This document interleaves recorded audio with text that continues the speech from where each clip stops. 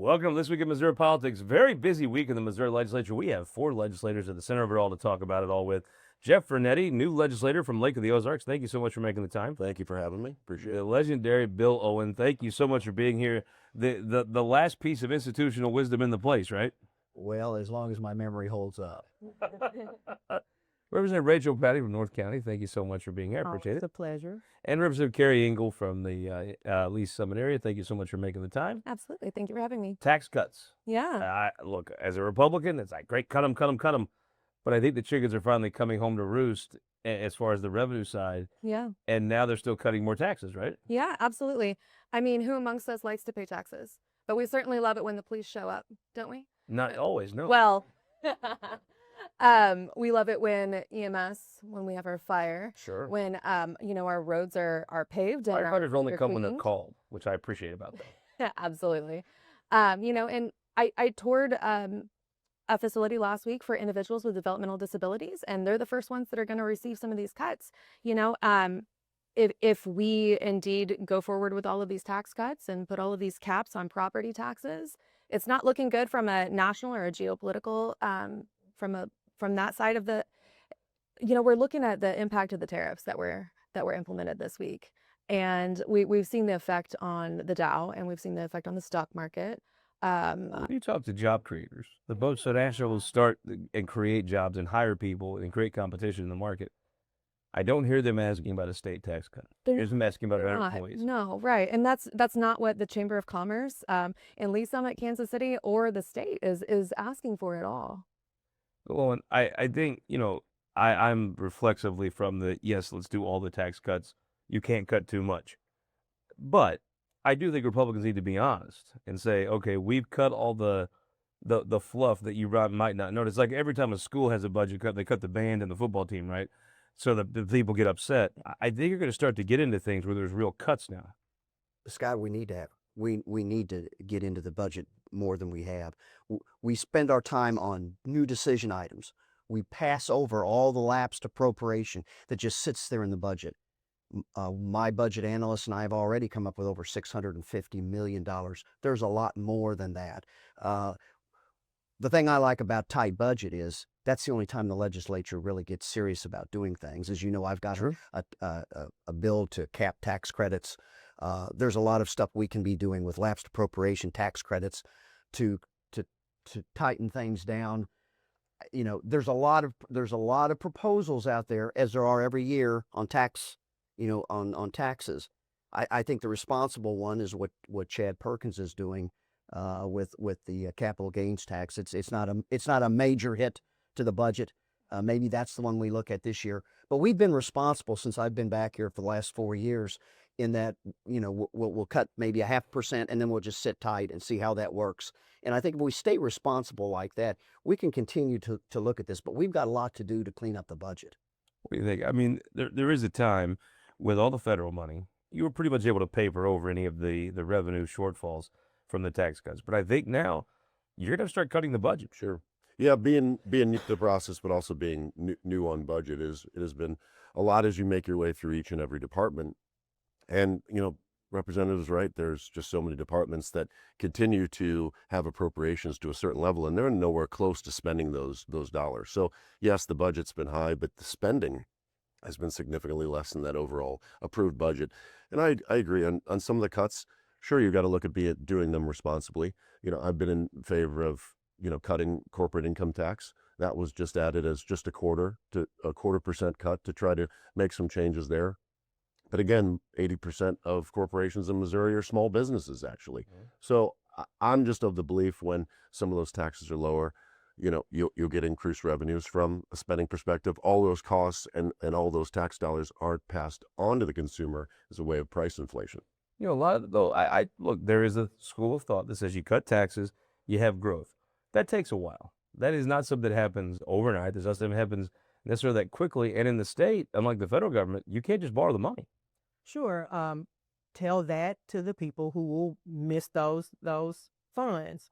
I have the privilege of serving on a board, UPC Heartland's board. These are individuals who absolutely need that money. And it's easy to, have these talking points about, tighten the belt. It's easy to say that when that's not your belt, right? Like you don't have to take Right. care of individuals with intellectual or physical limitations. You don't have to take care of the special needs child. You don't have to take care or change the diaper of the senior citizen. I agree. I'm on budget with my colleagues over there. There are some places where we absolutely need to look in the amount we lapse, we over appropriate, but we also need to be responsible in making sure that over appropriation goes to the right projects and entities. I mean, listen, there's only so many municipal sidewalks in our own personal districts we need to tend to, and pet projects when we need to take care of the well-being and quality of life of those who need it the most. Prediction: do you pass a tax cut this year? Yes. What do you think? I think so too. One Yeah, pass? I don't think that we learned anything from the brown bag disaster in Kansas. I think that we're doomed to repeat those. You're gonna have to be in the disaster before they stop, right? Yeah, I mean, apparently we don't learn from other people's mistakes. Whatever. Sometimes it has to impact you before you finally get it. So unfortunately, yeah. When we gonna have Kelton save this tape for? When do the revenue shortfalls hit? Because this town, I'm just gonna tell you, the air's a lot cleaner, the sky's a lot bluer, the pizza over there is pizza's fresher when there's money in the budget. When there's a shortfall, this town is not the most fun place to be. For sure. Does that shortfall hit, and is it next year? It's soon. If it's not next year, unfortunately, it will be the year after next. The ARPA funds, the days of the COVID money from the federal government are gone. That's a real, thing. And so for a lot of folks who got those one-time funds in the new decision items Representative Owen we're talking about, they're not going to get that reappropriation because, again, that extra federal funding will no longer exist. And so, yes, they're going to have to tighten the belt and be much more fiscally prudent, which I'm absolutely in support of. But again, that's our responsibility to then look in where that lapse is from general revenue and other receipts and appropriate it to the appropriate places. Keri, Ingle. Yeah, Is there a shortfall? And when does it start? When do you see it? I think we're going to see it in the next fiscal year. Absolutely. That's- And yes, absolutely. I think that that's what President Trump has said repeatedly, that expect to feel pain. When do you have a shortfall? And when does it hit? I've just been focused on working on this year's budget. Is there eventually going to be shortfall if we were to continue at under the current circumstances to cut rates? Yes, at some point there would be, but I think hopefully we're going to be able to right size the budget before that occurs. In the history of the Republican Party, this would be the first time they've actually done that part of it. Every Republican cuts taxes. They're not on cutting spending. You think you can actually get the budget in line before the shortfall? That'd be one of the most Republican things ever. Well, it would be, and that's our goal. That's what we're working for. Yeah, I think there's a real focus for that, cutting spending. So, I mean, it would be the right move. If you say you run government like a business, if you know your revenues are falling off a year from now, you start cutting now, right? So it's not these draconian cuts. Can you get those through, though? Well, let's see. I'm waiting for Rules Committee to bring out my tax credit bill, and we'll have a nice big discussion on the floor. You still have those? Kinda. I've got my first aid kit ready. I'm ready for all the bumps and bruises, but it's a discussion we need to start having in the body. If we're going to continue to go the route we're going, we've got to right size the budget. All right, let's talk about the St. Louis mayor's race. Your neck of the woods, your home area. I have to say, I as an admirer of Tashara Jones, I was a little surprised by the margin of which, and I don't really even know how you people do elections. It's really bizarre. Somehow you could vote for 5 or 6, and then you vote. I don't get it. A hillbilly got to take his boots off, I think, vote in St. Louis. But I was surprised by the margin of Kara Spencer's victory. Sure. And it is unique. I have the luxury, I guess, of living in St. Louis County, though my school district, Ferguson-Florissant, does have a cumulative voting. The odd little voting ways are, concerning, but also confusing to the voter. I must say that. And I think, this is the second election that they've had under this type of voting form. And so I still believe that some of the voters may be a little confused about it. But look, I don't think anyone is surprised by the outcome. The outcome was pretty much as predicted. Bill, though, it does matter. You've done this a long time. The leadership in the city of St. Louis reverberates. We're talking about the state budget. There's a very connective thing to the health of the city of St. Louis and those revenues. Yeah, there's no question about it. And I think those that are necessary to help the people who have disabilities, who need assistance, like TANF, a lot of those programs. I mean, I think those things continue to get funded. But there's just so many other things that we do around the periphery that we just got to take a serious look at. And the only time you're going to do it is when the budget's tight. The budget's tight. It's time now to get serious about Do you think a fresh face, Keri? I mean, I know folks know Keri a little bit. She did some lobbying here. I don't think that many people have know Keri personally. Do you think just a fresh face changing in that office, do you think that is a different posture of the state towards St. Louis? I don't care what her face is. I want to know what her policies are. I mean, Some policies are quite progressive. well, then that doesn't overly excite me at all. Jeff, you're a St. Louis guy. You've spent some time there. I think Tashard Jones run into some local issues. I think blaming Jeff City, just like Jeff City blaming St. Louis, is an age-old story in our state. I wonder, a fresh face coming in, does that have you any different posture toward the city of St. Louis? Well, again, I grew up in St. Louis County, and always try to pay attention to what's going on, because, as we all say, whatever happens in St. Louis and Kansas City is how the state goes. I mean, you got to pay attention to how important things are going in both the two biggest cities. It's just a reality. But no, And the best place to pull St. Louis and Kansas City is in the summer at the lake. exactly, because all the people from both cities come on vacation in my district. But no, it's ironic how things happen come election times. There's an ice storm that is handled poorly, and how that trickles down. A lot of times it's the little things that matter, and it appears to be obviously affecting the mayor in a big way. I'll never forget the summer of 2020, all the piles of masks in the hotel parking lots of the St. Louisans having to wear their masks till they got to the lake, and they're like, I'm free. We never shut down. Tell me though, I think Keri Spencer is obviously not a new face, but to a lot of folks that follow state politics and not directly St. Louis City, a lot of folks haven't heard about her. Do you think a fresh perspective, a fresh face, really? I don't know that the perspective is all that much different. Is that going to change anything of how Jeff City interacts with St. Louis? Not necessarily. I mean, during my tenure, we've seen multiple mayors of the city of St. Louis.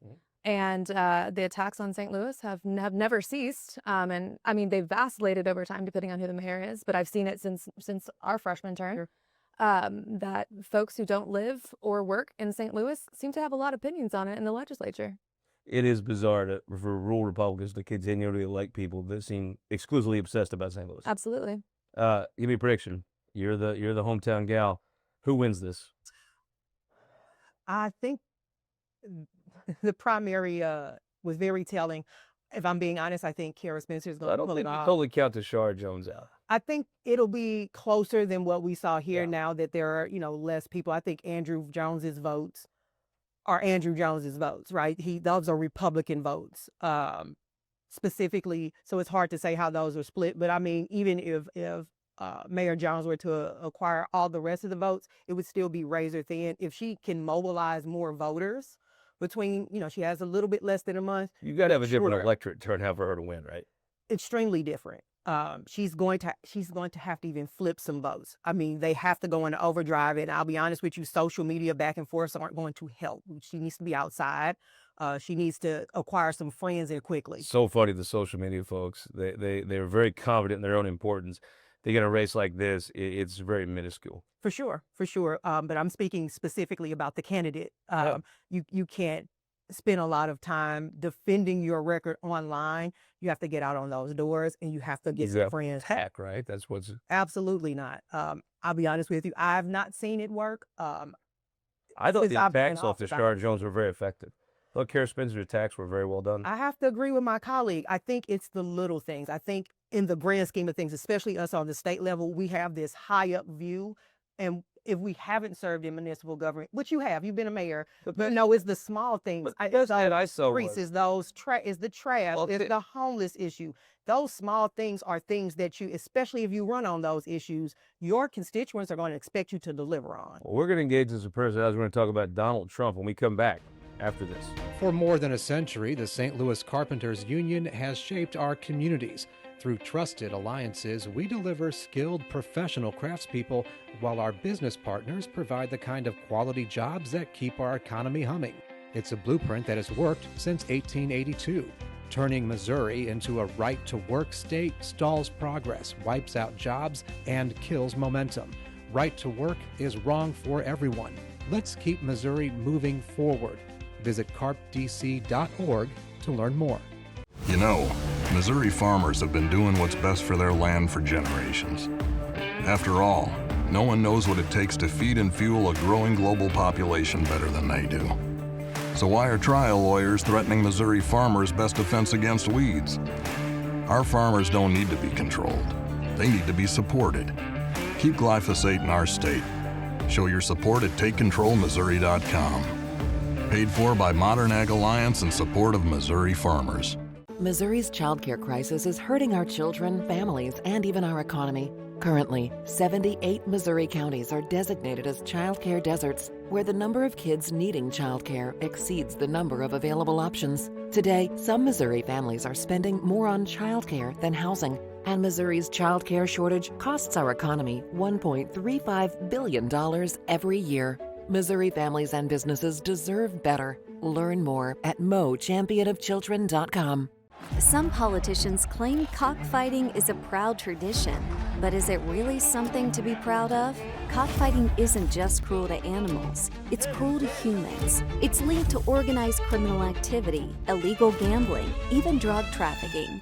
Leading law enforcement and Christian groups have spoken out and are urging a stop to the violence. But some politicians want to give cockfighters a pass.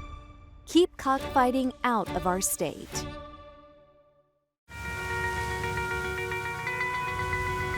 Data captured by our state-of-the-art monitors helps us pinpoint the timing and location of severe weather more accurately and respond to trouble more quickly.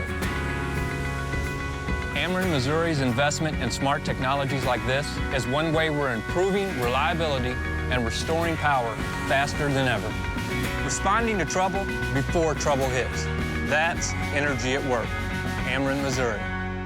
Welcome back. This week in Missouri Politics, Representative Raychel Proudie, North County, St. Louis. Thank you so much for making the time. Always a pleasure. Keri Ingle from Lee Summit. Appreciate you sticking around. Absolutely. Bill Owen, thank you so much for making the trip over. And Jeff Vernetti from the Lake. Let's talk about probably the biggest issue in the legislature this week was over in the Senate. They passed state control of the St. Louis Police Department, reclaiming it over, 10-hour filibuster. Ultimately ended up, the vote was, it won't be third read yet, but won't be close. It looks like the state's coming back in. Will it make a difference? I think so. Ultimately, again, as someone that was born and raised in St. Louis before making the move to the Lake, it's a super important issue. And I had the luxury, too, of being office mates with Brad Criss, so I certainly saw how hard he worked on it, but also the amount of time that went into a bill of this importance. It was a priority for the governor. I think it's a priority that we, again, try to do whatever we can in our seats here to make sure that St. Louis is as safe as possible. Because, again, as I said earlier, St. Louis and Kansas City are the two most important, ultimately, revenue generators. It's the image that the state has, and I think it's important. Here's what I think, Bill, and I think it might matter. I'm not sure it really matters that much to whether a guy's going to break into some cars tonight in St. Louis. I think where you probably can have a tangible benefit is the morale of the department. I do think, in talking to folks I know that aren't even in leadership of the union, that are just in the department, I do think this is something they want, and they view it as a vote of confidence in them. I think it's very similar to what we saw at the level of enforcing the law at the judicial level. When Gabe Gore came in, once he came in, people recognized the quality of individual that he was, and we have some experience with him. He was on the board of curators for a number of years at Missouri State down in Springfield. Quality guy. People just came back together. Some of his former employees came back to work. The other prosecutors in the surrounding area and the attorney general, shared forces with him to get him propped back up, and now they're humming. They just need a partner in the police to really fine-tune this and get crime fighting back where it needs to be in the city of St. Louis. So what do you think? I mean, Kansas City has a similar system. St. Louis had a system. Here's my thing, Keri. I have walked from the KCP&L headquarters all the way to the plaza one day. Took a while. It was in the evening, late evening, or early evening. Never felt unsafe. And maybe this is just my hillbilly, white trash, stereotypical view of it. I've always felt St. Louis was a little dangerous. Will this change? Can someone change the perception? During the entire debate on this, the focus was not on will this reduce crime? It was on how will this make people feel? Will this make people feel safer? And anytime we're legislating feelings, I don't know that we're going to have the positive outcomes that we're looking for. Because I like that. we're not looking at data and statistics. We're not looking at any of that. In fact, we're throwing away those data and statistics and saying that they're fallible, whether they are or not. I don't live in St. Louis, but I tend to not legislate off of feelings. Do you feel dangerous in downtown Kansas City? I mean, have there been times? Absolutely. But Do you feel downtown St. Louis? I'm a woman, with a little bit of a different experience. Do you feel downtown St. Louis is dangerous? I haven't spent a lot of time in downtown St. Louis. All right, Raychel, I love talking to you because we keep it real. Yes, we do. Here's my thing. If you go to a ball game, right, like 81 times a year, a ton of the Midwest comes to St. Louis for a St. Louis Cardinals game. Less now because they're terrible, but back when they cared, back when Schilt was manager, it was a full house. I'll say this: if you go to a ball game, gets over 9:30, 10. You go to patios right there for an hour and a half. Usually do. People could walk to if you stay at the Magnolia Hotel on Washington Avenue, you could walk up 8th Street, right, at some point and maybe feel safe. If Casey told me she was going to walk that, I'd be like, no, let's get an Uber. I don't know that I would walk it with her. And I agree, feelings, I'm with you 99% of the time. But I think with crime, can you make somebody that drives up and spends the evening in the city feel safe there, making that walk? So let me say, it tickled me the dangerous feeling. Proudie is good in any hood. So that's very far in between where I'm scared to do really anything, and it may be You'd make that walk with no problem. I've done it many a times. I'll do it today. Would you advise somebody else to make it? Why wouldn't I? I wouldn't tell You're anybody. good in any hood. I am, maybe with me, but I just, you can't be scared. There are airplanes falling out of the sky almost every week. We get on those still, right? Okay. Life is about, living. But what I will say, I think there's more to it with this notion of things being over dangerous in urban hubs. I won't delve into that. I think that's worth another show. But and also the woman thing, as my twin stated, there is some nuance there. Without question, we need to address the crime in the St. Louis area. No one is arguing that, and if they're arguing that, they're just wrong. What I'm not sure of is that the semblance of the state taking over a police department is going to by default make it safer. As we just heard, we struggle to right size a budget. Now if the state wants to take on another department and negotiate and work on the budget for that. Are we biting off more than we can chew? Maybe, but I think it's imperative what we don't do here, because those areas tend to be blue, is listen to the people who were duly elected the same day as the speaker, the same day as the governor, of what they see and how we can help them become the safer community that they know exists, instead of exerting our power of numbers and telling them what's best for them. And undermining them. Absolutely, every time. Keri, I'm not good in any hood, I'm not going to lie, but I am grand on any plot of land in rural Missouri. Beautiful. But what we get, let's talk about the folks that elected the President of the United States, the rural folks. He gave a State of the Union unlike any other. Yeah, he sure did. The longest one in history. And I thought, honestly, as goofy as he might have acted, the Democrats acted just as goofy. It really reminded me of Idiocracy, the State of the Union speech in that movie, where they start shooting the gun up in the air to get quiet. It really did. It did not look like the country that has a bunch of stability going on. Did it remind you of a couple years ago when you had Marjorie Taylor Greene and Lauren Boebert shouting liars? Clowns, total clowns too. Yeah, and people doing that during Obama's State of the Unions. Like this is not new behavior. So for Republicans to be clasping their pearls about it, I would just wonder where they've been for the last few State of the Unions. I'm not clasping my pearls, but I am kind of checking my stock account, being like, how much confidence could people have in that clown show? I mean, they elected it. They elected it to the White House, didn't they? And Bill, I'll be honest with you. Donald Trump says things, and the way he says them, I'm like, oh, this is a little silly. Then I'm like, you know what? Syria doesn't need $10 million to hate us. They can hate us for free. Some of the stuff he points out, I'm like, he sounds like a jerk, but I'm like, yes, I agree with that. He just knows how to talk to a rural Missouri guy, I think. It's in his gut. I think you're absolutely right. And what they're doing now, using the technology that we have to go into these departments, and what they're uncovering is just mind-boggling. The problem with Trump, though, Jeff, is he gives this speech and he says there's a person that's 300 years old. And Donald Trump's relationship with the truth is always kind of distant at best.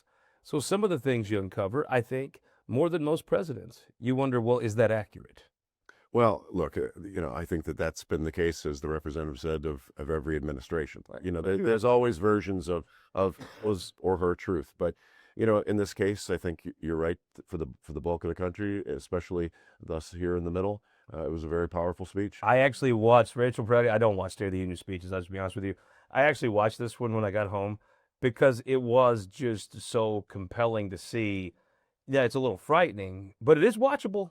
By compelling, if you mean cartoonish, absolutely. Okay, we'll still watch it. I watch Tom and Jerry, so I would have to agree. I do like Tom and Jerry.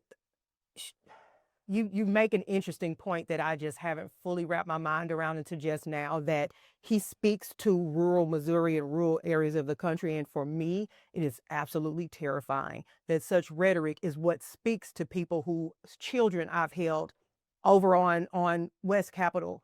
I've eaten with some of these people. I've prayed with some of these people. He does better in your district than an average Republican. There are people that vote Republican or Democrat all the time. Now, not a lot, but a percentage. I actually looked this up. Of your district switched over and voted for Trump, probably the first Republican president they may have voted for their entire lifetime. Cartoonish. I think it's the style that attracts folks, though.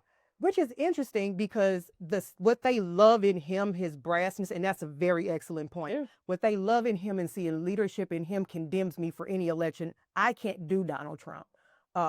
Black woman Raychel Proudie can't do that. Anybody do Donald Trump? People have. What may be the sad part is watching J.D. Vance do a Donald Trump impression 4 years from now and falling flat. Well, I'm going to try that today on the floor when someone inquires. If I inquire to somebody else, I'm going to try to blame everything on China. You've inspired me to watch the House today, but We have Trump there. you'll understand this with a minute left where we get kicked off the air. Who won the week? I'm going to go with Brad Christ. Again, the bill went through on the Senate side, but he did everything he could on the House He was side. over on the Senate He was side really last working night. the Senate. He really worked hard on this. Who won the week? After 4 years of a big dark hole on the other side of the rotunda, I'm going to have to tip my hat to the Senate. Fair enough. Who won the week? I mean, I think it's a toss-up between Vladimir Putin and Elon Musk, our para-president. I love it. Always bringing heat. Keri Spencer won of the week. This has to, supplement her, put her chest out a little bit going into this general election in April. I do, it is an amazing accomplishment. You very seldom see people that have ran and lost like that come back and win such a convincing Absolutely. thing. We'll see if it holds up a month from now. But I think starting off, you'd rather be her than than her opponent. Without question. I am going to say the Missouri FOP, who have fought for this for 10 years, and Governor Mike Kehoe. I always told people, be careful. You may want Kehoe to win, but when he wins, he'll rack up wins. Mike Kehoe was out working the halls all day yesterday. That win was a big win for the FOP and a big win for Governor Mike Kehoe. We'll see you next week from Washington, D.C. I'm making my once-a-decade trip to Washington, D.C. We'll have Senator Eric Schmidt on the show next week before spring break on This Week in Missouri Politics. This Week in Missouri Politics is sponsored by the Missouri Automobile Dealers Association, Ameren, Spire, the United Electric Cooperative, and the Missouri Association of Career Fire Protection Districts.